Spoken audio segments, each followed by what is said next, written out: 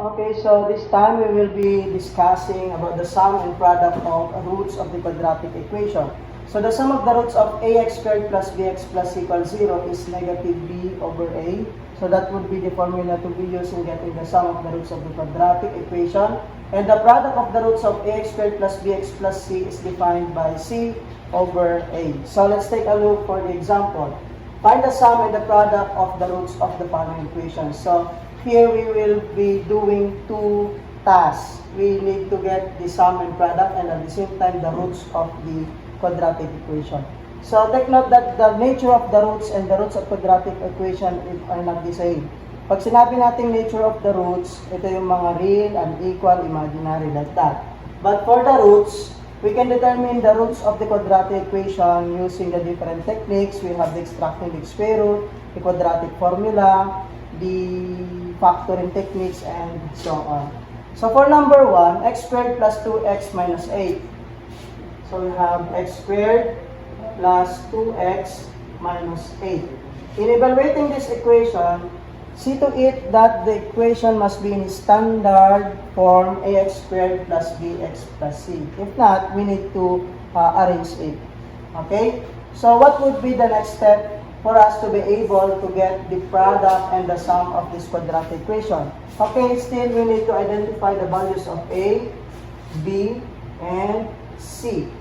Okay, so as I've said in the previous discussion, if there is no number in the first term, only the variable, there is a invisible one beside that variable. So the numerical coefficient for the first term is 1, for the second term is 2, and for the third term is the value of c, that is negative 8. So we now already identified the values of a, b, and c. If we are going to get the sum of this quadratic equation, we will be using the formula negative b over a. So we have the sum, and its formula is negative b over a. Then substitute the obtained values. So we have negative, and the value of b is 2, and the value of a is 1. So we will simplify. Okay, so negative 2 divided by 1, the result is negative 2. So this is now the sum of the quadratic equation.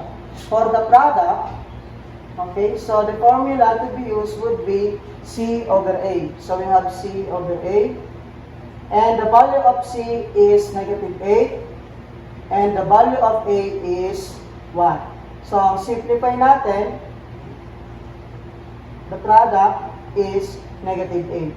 Negative 8 divided by 1 is negative 8. So the sum of this quadratic equation, lalagay natin dito, negative 2, and the product is negative 8.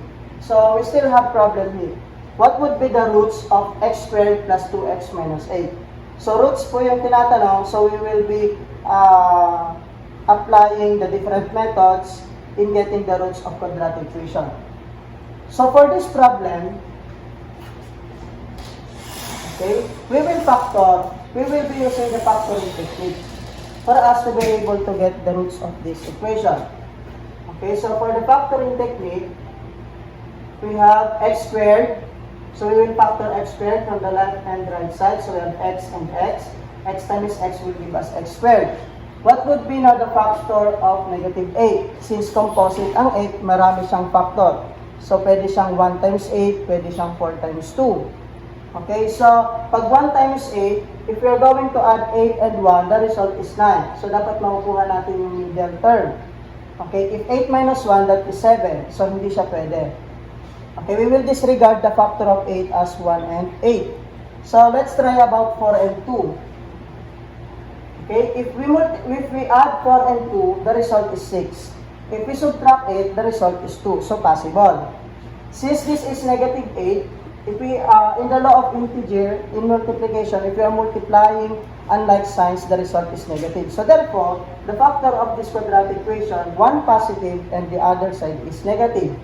And since the middle term of this equation is in its positive form, therefore, the highest factor of 8, the sign would be positive, and the lowest factor becomes negative.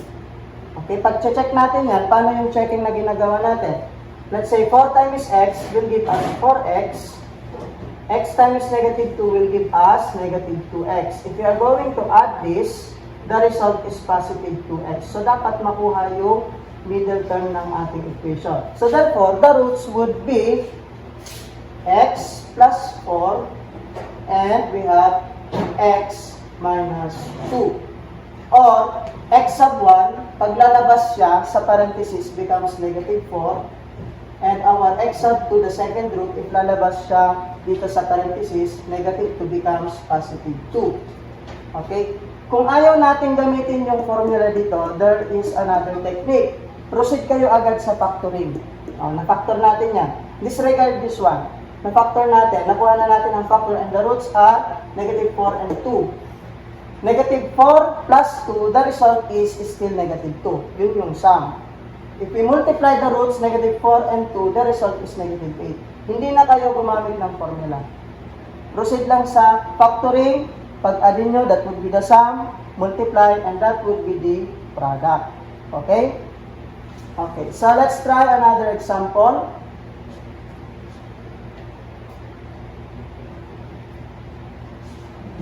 Okay, so another example we have 4x plus x squared plus 3. As I've said a while ago, before we proceed to the solution of the problem, see to it that the equation are expressed in its standard form. Since 4x plus x squared plus 3 is not in its standard form, i-arrange muna natin yan in the form ax squared plus bx plus c. So we have x squared plus 4x plus 3. Okay. Walang mag-change ng sign kasi hindi sila lumabas dun sa equal sign. So this is equal to 0, this is equal to 0.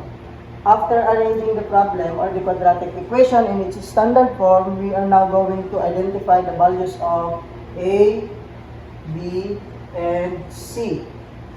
Okay, so the value of a here is 1, value of b is 4, and the value of c is 3. Okay, we're going to get the sum.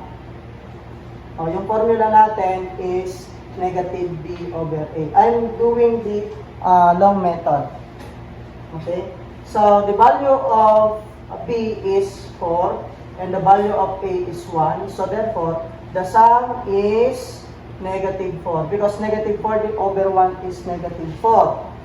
For the product, okay, so the product, we have c over a as formula. The value of c is 3 and the value of a is 1. We're going to simplify that.